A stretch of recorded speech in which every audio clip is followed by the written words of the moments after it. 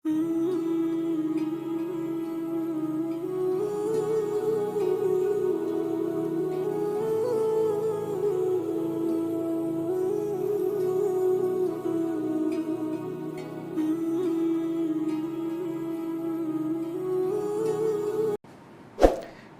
کی دعوت چار چیزوں سے چلتی ہے: حکومت سے، طاقت سے، پیسے سے، عورت سے۔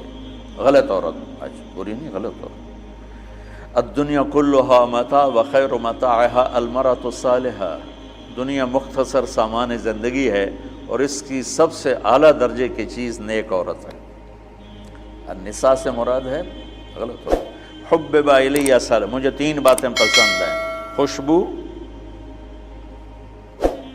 عورت سے کیا مراد ہے؟ بیویاں اور میری آنکھوں کی ٹھنڈک نماز۔ تو چار باتوں سے باطل پھیلتا ہے۔ یہ ساری چیزیں میرا استنباط ہے جو میں نے حدیث سے لیا، قرآن سے لیا۔ یہ حدیث مشہور ہے جس میں عتبہ بن ربیعہ اللہ کے نبی کے پاس آ کر کہتا ہے: ان کنت ترید بہ ملکا ملکناک علی رؤوسنا محمد، اگر تجھے بادشاہ چاہیے نا تو ہم دیتے ہیں، تو تبلیغ چھوڑ دے۔ دوسرا کہا: ان کنت ترید بہ الشرف، اگر تو اس سے طاقت چاہتا ہے، چودراہٹ چاہتا ہے، لا نقطع امرا دونک، تیرے بغیر کوئی فیصلہ نہیں کریں۔ ان کنت ترید بہ مالا، تجھے پیسے چاہیے، جمعنا لک اموالنا حتی تکون اغنى قریش مالا، پیسہ چاہیے تو لے لو، جتنا لینا لے لو، سب سے مالدار بن جاؤ۔ ان کانا انما بکلباء، عورتیں چاہیے، فاختر ای نساء قریش فلنزوجک عشرہ، ہم تیرے سامنے قریش کی لڑکیاں کھڑی کر دیتے ہیں، جتنوں سے کہے گا تیری شادی کر دیں گے۔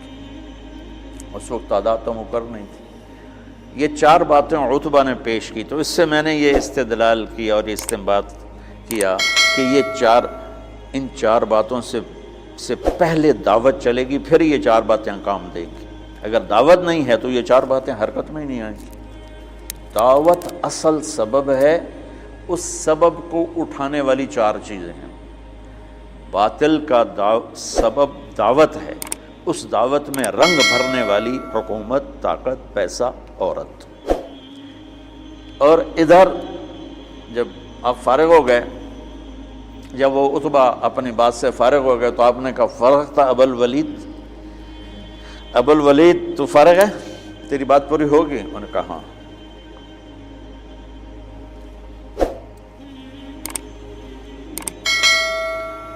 عتبہ ایسے بیٹھا ہوا تھا، ایسے یوں کر کے، دیکھ رہے ہو، اس طرح بیٹھا ہوا تھا۔ تو آپ نے کہا: فرغ تھا، تیری گل پوری ہوگی؟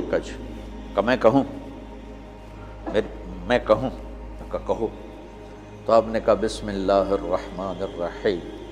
اب جب میرے نبی یہاں پہنچے کہ اگر نہیں مانتے تو عاد و سمود کی بجلیوں کے لیے تیار ہو جاؤ، ٹھیک؟ تو عتبہ، میں نے اس لیے پہلے بتایا، عتبہ یوں بیٹھا تھا، یعنی ایسے نا تکبر کے ساتھ اور لا غرض ہو کر ایسے بیٹھا، یوں سن رہا تھا۔ جب آپ نے کہا نا عاد و سمود کی بجلیوں کی کڑک کے لیے تیار ہو جاؤ، فَأَنذَرْتُكُمْ صَاعِقَةً مِثْلَ صَاعِقَةِ عَادٍ وَثَمُودَ، تو اس نے یہیں سے یوں جمپ لیا۔ اب میں تو نیچے گر جاؤں گا، لہذا جمپ لے نہیں سکتا۔ اس نے یہیں سے یوں جمپ لیا اور اللہ کے نبی کے منہ پہ دونوں ہاتھ رکھ دیے۔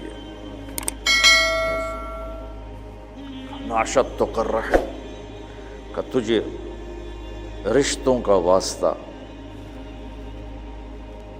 تجھے رشتوں کی قسم، آگے کچھ نہ کہنا، آگے کچھ نہ کہنا، چپ ہو جاؤ، چپ ہو جاؤ۔ اور ایسے کانپتا ہوا واپس آیا۔ ابو جہل کہنے لگا: جیسے گیا تھا ویسے نہیں آ رہا۔ تو آ کر کہنے لگا: یا معشر قریش اطیعونی اليوم وعصونی فیما بعد، آج میری مان لو، پھر کبھی نہ ماننا، اس آدمی کو چھوڑ دو۔ اگر یہ کامیاب ہو گیا تو یہ قریش ہے، اس کی عزت تمہاری عزت ہے، اور اگر غیروں نے اس کو مٹا دیا تو غیروں کے ذمے تم بچ جاؤ، وہ تمہیں عاد و سمود کی بجلیوں کی کڑک سے ڈرا رہا ہے، اور تمہیں پتہ ہے جب محمد بولتا ہے تو سچ بولتا ہے۔